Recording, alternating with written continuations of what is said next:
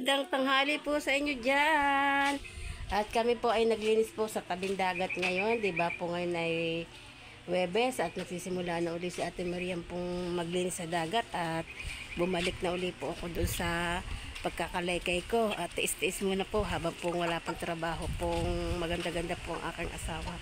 At para po tayo ay hindi nawawalan tayo ng panggastos.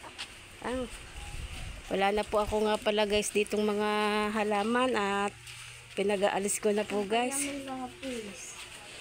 Wala na po ditong mga halaman, inalis ko na po kasi po ay malamok. Sobrang dami ng lamok dito at kaya po ngayon yung nakitanaw nyo po mga halaman kong tanim ay wala na po. Yan, pinag-aalis ko. Yan, wala na po ditong mga tanim-tanim. Diba po may mga tanim po yan. Pinag-aalis ko na po at napaka sobra-sobra po lamok.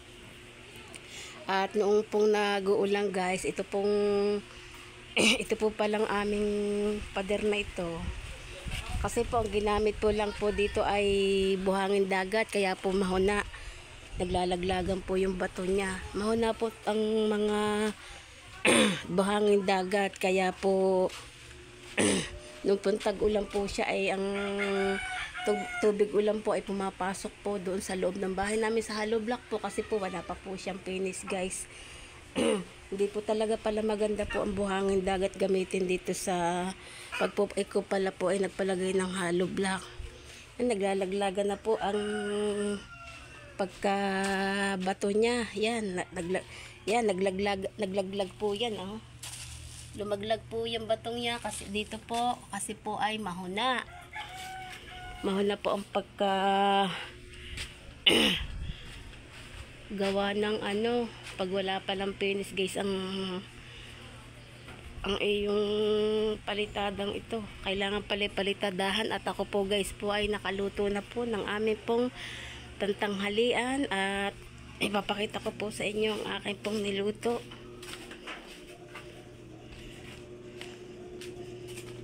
Madilim po kasi pong bahay namin. Kasi po ang bahay namin ay walang bintana. Ito po guys ang ulam po namin ngayong tanghalian yan. Ayan po ay sardinas po yan na nilagyan ko ng miswa. At yung pong nakakita po ako dito sa amin yung natira pong chicharon. Nilagyan ko po siya. Yan. Ayan po ang ulam namin po guys na pang tanghalian.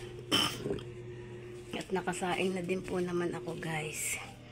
At para po kakain na lang po kami.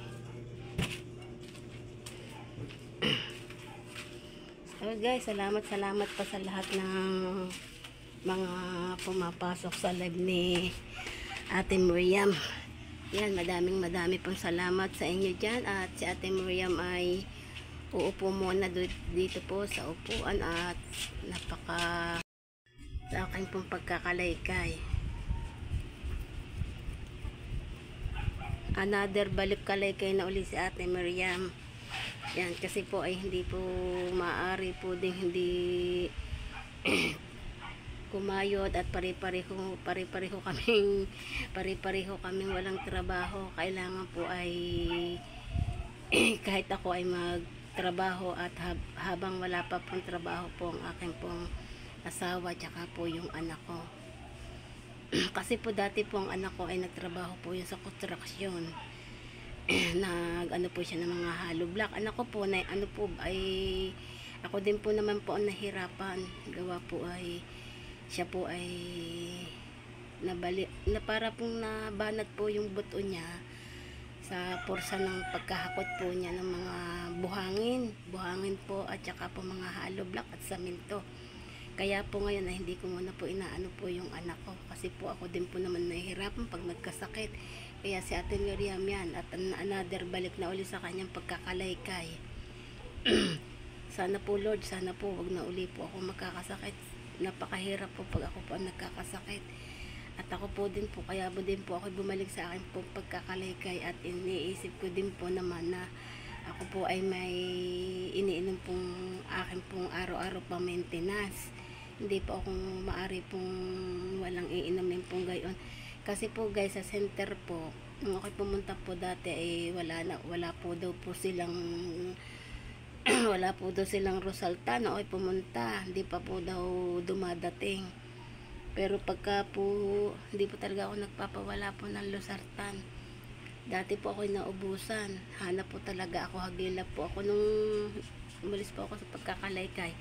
Hagilap po ako guys doon po sa mga nainom po ng maintenance, at ako po ay nagtanong-tanong sa kanila kung sila merong gamot ng pa-maintenance. Awa po naman ng Diyos ay ako po ay nakahingi po sa mga mababaiting tao. Nainom din po sila ng maintenance, nakakahingi din naman ako sa sa mga nainom po ng maintenance. Yan, si Ate Miriam po ay pagod na pagod po ngayong araw na ito, at ako po ay mamaya maya po kakain na. Yun po guys po yung nakahay po namin ng bagyuhan na aking asawa. Po yung mga kahoy yan. Ayan lang po guys po yung nakuha namin pong kahoy, at naunahan kami sa sobrang dami po na nangahoy. Pero okay na yan sa yung kahoy. Pag po nauubusan tayo ng gasol, kailangan tayo ay magkahoy. Yan. Sa sobrang mahal ngayon ng gasol, kailangan pag naubusan tayo, kahoy-kahoy muna. Kahoy-kahoy muna. Yan, ito nga pala guys po yung aking nilaban, at hindi ko pa po natatapos siya. Puti po yan. At medyo po pagod na po ako nung isang araw. Kaya po hindi ko muna po guys po siya nilaban. Baka po ako maporsa na naman po sa pagtatrabaho. Yan, medyo may nakakalaot na nga pala po dito guys. Malilit na nga pala po ang alon. Kaya po sila ay nakakalaot na. Yan, sila po ay maaalwan na po ngayon. Yung may mga bangka po, nakakalaot na. Yan, nakakalaot na sila, at nakakahuli-huli din naman po sila, at nakakabenta po din. Kahit pa paano, hindi po katulad namin na talagang walang mga gayong-gayon. Ay salamat po kay Lord, at pinakalma po din po ang dagat. Ako po ay napagod yata sa pagkakalaykay na naman. Salamat nga pala po sa araw-araw na pumapasok po sa akin live. Marami pong salamat po sa inyo dyan. At hindi ko na po kayo isa-isahin. Maraming I love you po sa inyo. I love you all po. Yan, at ito po yung mga ayan, hanggang dito na lang po ang aking pong vlog. At ako po ay kakain na po ng tanghalian. Bye bye.